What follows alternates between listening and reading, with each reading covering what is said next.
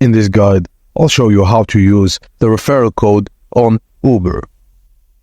Using a referral code when signing up for Uber is a great way to earn rewards for both you and the person who referred you. Here's a step-by-step guide on how to use a referral code during the Uber sign-up process. After you download the Uber app and install it, you can create an account by tapping on Sign Up.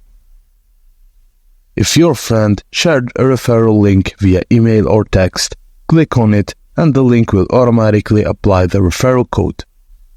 Follow the on-screen instructions to complete the registration process. If you don't have an invite link, open the Uber app and go to the Sign Up page. You'll see an option to enter a referral code during the registration process.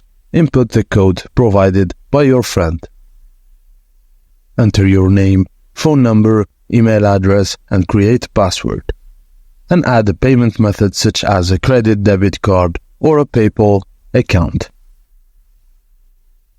And that's it, guys. Thank you for watching, and please don't forget to like and subscribe for more.